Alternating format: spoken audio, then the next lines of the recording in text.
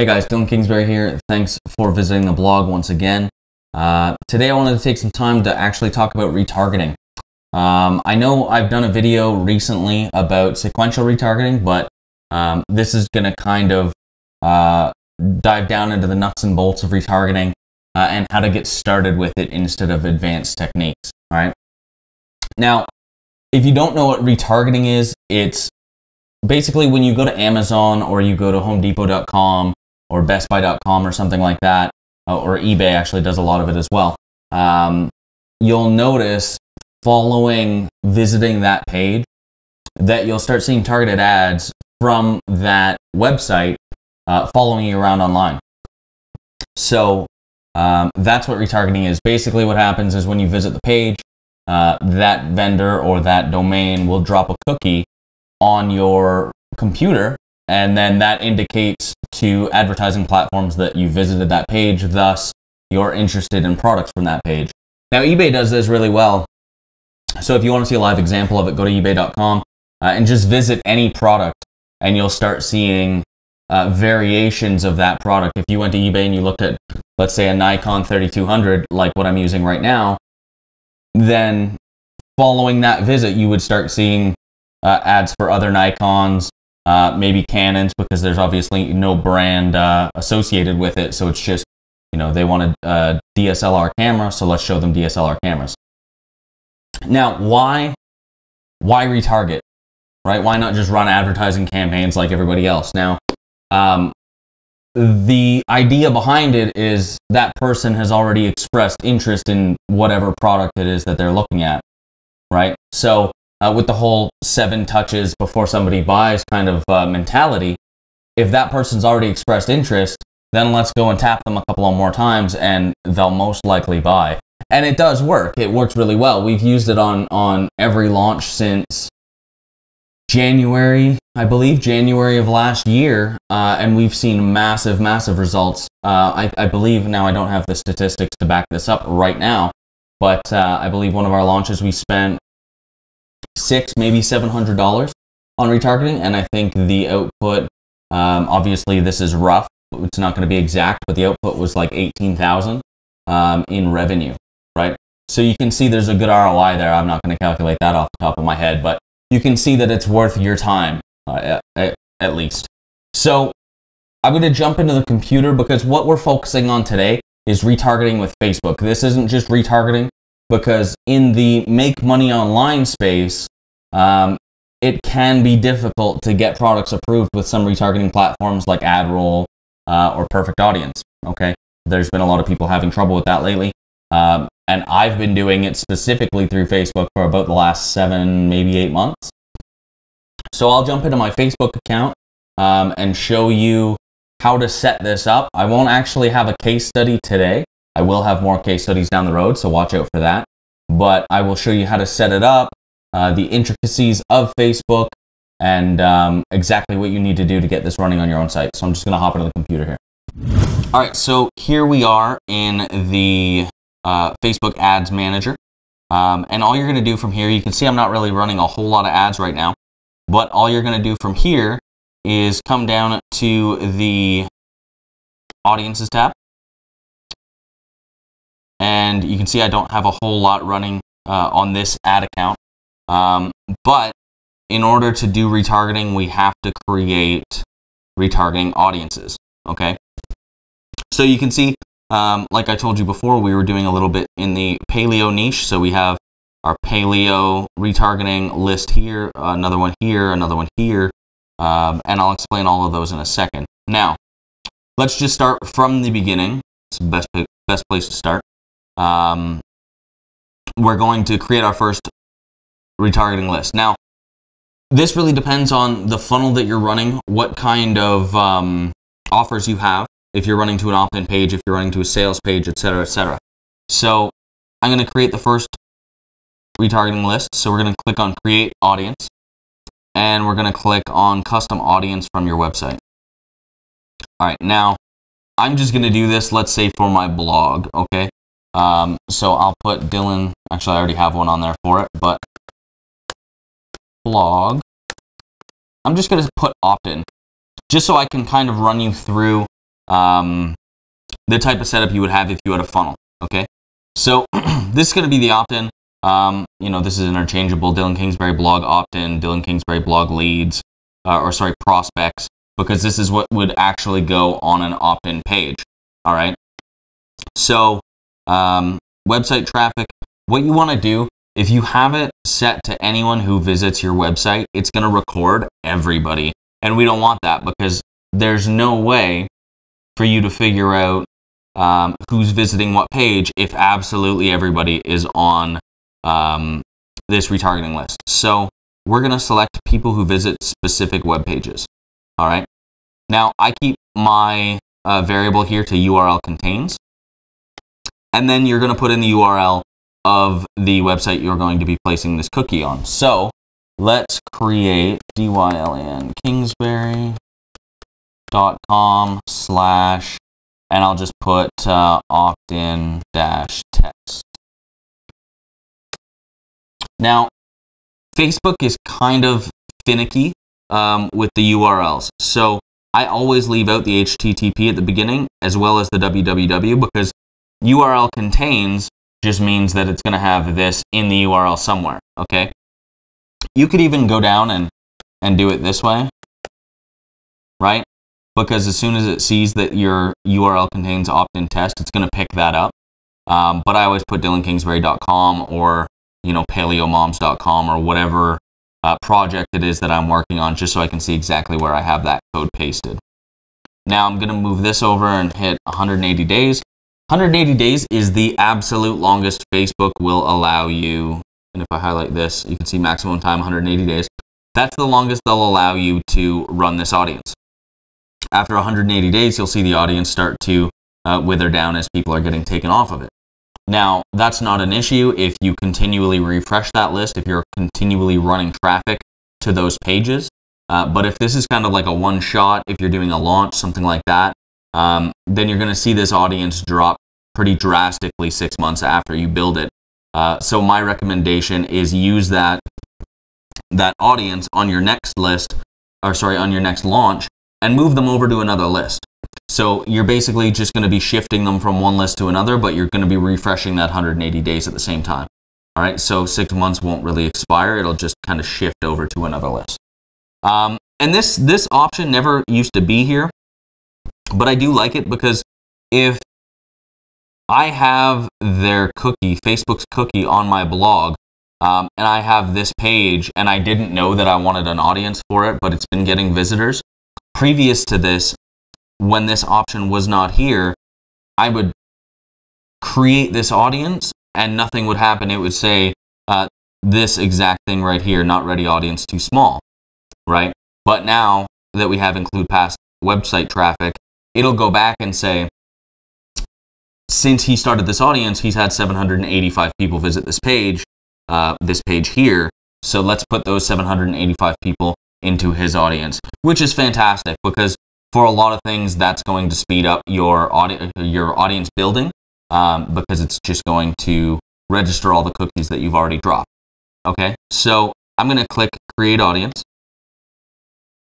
and that'll just take a second. Thank you for creating the audience. And you can see Dylan Kingsbury blog opt-in.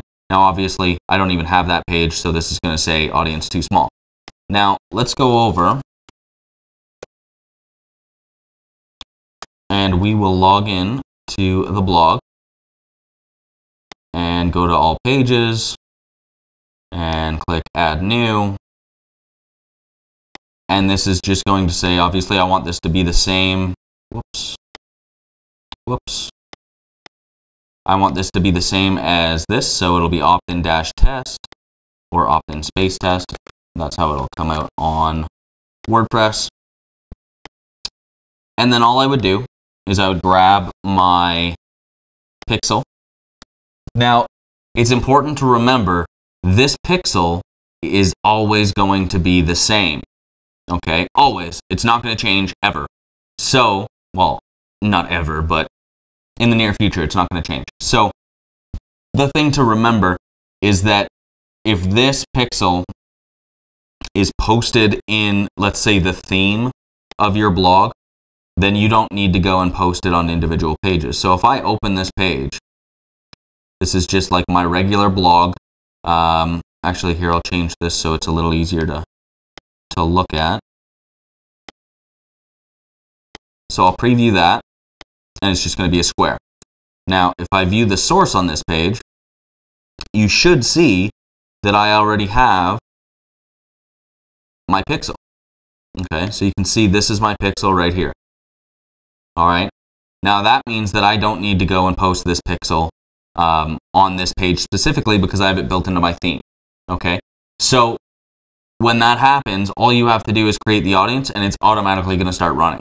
Okay, now if you don't have that built into your theme, and to build it into your theme, all you have to do is go to Appearance Editor, find your header file, and put it within the head tag.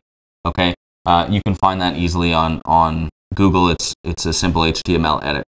But a lot of themes, a lot of plugins allow you to do that without actually going into the files. So in this particular theme that I'm using, I'm not exactly sure what it's called. I can just scroll down and you will see scripts. So suitable for custom tracking, conversion, or other page-specific scripts must include the script tags. So all I would have to do, again, this is assuming that I don't have this cookie built into my theme already. All I would have to do is paste that there. Now, if I go to publish, well, I'll just go to preview actually. Okay, now actually I will do publish. That way it's easier for you to see, because this way it'll actually take the URL that I'm wanting it to take. So that'll publish quickly or slowly. And then I'll click view page and you'll see it's now opt-in test, which is exactly what we were looking for over here. Okay, opt-in test. And if I view the page source, I can see that I have my pixel right there. Okay, so that's how you set up a Facebook audience, Facebook retargeting audience. Actually, you can see that I have my pixel twice on here, which of course I don't want. So I'm going to go back and delete that.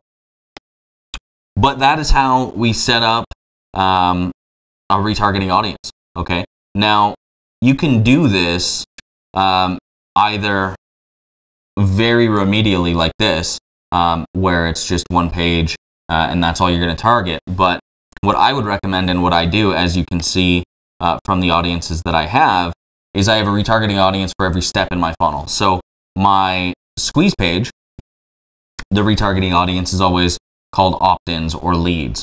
Okay, or sorry, opt-ins or prospects. So you can see I have prospects here. I have, or sorry, it's always called prospects. So I have the prospects here and I have the prospects here. Okay, I don't know why I name this blog opt-in. Typically, I would name this blog prospects. And this is just so I don't get confused like I just did. So I'll always name the audiences that come from my squeeze pages prospects. I'll always name the people or the audiences that have opted in. I call those opt-in lists, right? So Rapid Fat Loss Plan opt-ins, Paleo Mom opt-ins, all right? SERPSuite.com opt-ins. And that way I can target differently, because I'm not going to target my opt-ins the same as I would my prospects.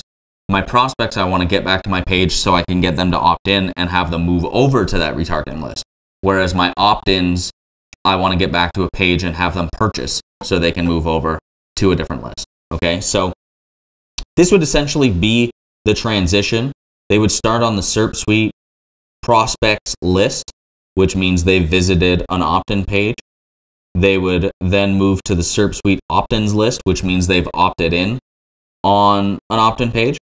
And then if they purchase the product, they'll go to the trial or the buyer list. That way I can target them differently. Okay. Now, a lot of people think that they have no reason to be creating these retargeting lists.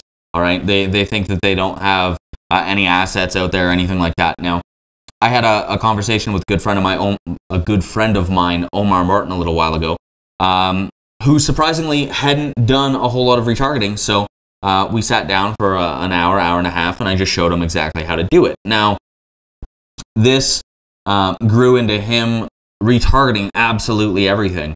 Now, by that I mean, if you have products that have already been launched, put a retargeting pixel on those, because that's just, you're going to be getting that organic traffic, and you can retarget those people. If you have JV pages from products that you've launched, put a retargeting pixel on them. You can get that organic traffic. Okay? If you have a blog, put a retargeting pixel on the blog. You can retarget blog pages individually. So if I wanted to, let's say, target dylankingsbury.com/sales page, I can do that, right? Now, that sales page can be, from last year. It doesn't matter. It doesn't need to be brand new. This doesn't need to be for things that you're putting out in the future. This can be used for anything that you've put out since you've been online. As long as you have access to the header tag and you can put a cookie in that, then you can use this. So, and we can build them all into the same list. So if I put dylankingsbury.com/sales page 2, okay? And then we can do things differently from there as well. So we can add this to the members area of all of our products as well. So then we can do something like dylankingsbury.com/members, or I'll just do DK, that's easier. dk.com/launch, whatever the product may be, members. Okay, so I can put all of my members areas in here, and that way I have a retargeting list now for everybody that's logged in. Okay, because there's a vast difference. There's a massive difference between somebody that buys your product and somebody that uses your product. Okay, the people that buy your product, they may have heard about you, or they may have gotten a recommendation from somebody. Either way, you don't know. If they've used your product, logged into your members area, gone through your tutorial videos, seen your face, then there's a lot more brand recognition for those people. Okay, so those people are going to react a lot better to whatever you're going to be selling, or whatever you decide to put in front of them, than the people that just buy the product and move on. I think the rate, or the statistic, and this is very rough, but I think the statistic for people that buy things and don't use them, this may be different in this space, but it's around 20%. So 20% of people purchase things and then don't even look at it. And I'm the same way. I do that actually with a lot of electronics. So it's got to be real at some stage. But this is how we use retargeting.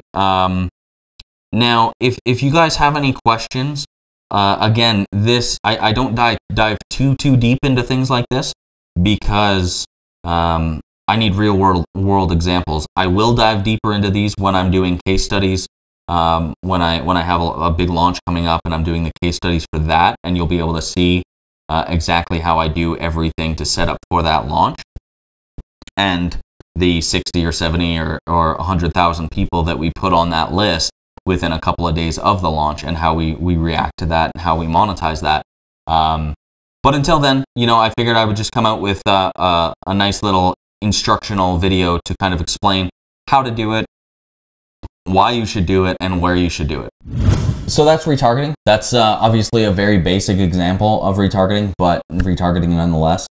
You have to go through these steps if you want to progress. Okay, if you want to get to the point where you're doing retargeting and getting 1,000% ROIs, you have to start here. You have to just start building lists. You can have hundreds of lists within Facebook's backend, so why not build them? Okay, if you're running Teespring, if you're running Amazon products to review pages, things like that, if you have launches of your own, if you've had launches in the past, if you have a blog, you should be building retargeting lists. There's no reason not to. It doesn't cost you anything, all right? It can only help you in the long run, okay? So if you're doing anything, especially if you're doing things e-commerce like Teespring, why not build that list, right? You can target those retargeting lists for sequential shutdowns, right? So if you want to retarget and say, 12 hours left on this ad, and then just, go through as much ad spend as you can in those 12 hours to get that t-shirt in front of all those eyeballs. Or when you initially launch a product, whether it be a t-shirt, a coffee cup, a keychain, whatever it happens to be, once you launch that product, you can get that in front of the most targeted eyes possible with that retargeting list. Okay. So again, the nuts and bolts of retargeting. But if you have any questions, feel free to post them in the blog comments below this video. Check out the right side of the page. You'll see my YouTube, my Facebook, Twitter, Google+, etc., etc. Feel free to like or follow me on any or all of those. If you want to get in contact, if you have any questions, anything like that, if I can help you with anything, please feel free to tweet me. I'm trying to get better at tweeting back. I'm not quite used to it yet, but I'll work on it. But yeah, stay tuned for more videos. We'll be diving into more retargeting case studies and things of that nature in the near future. So stick around, and I hope you enjoyed the video.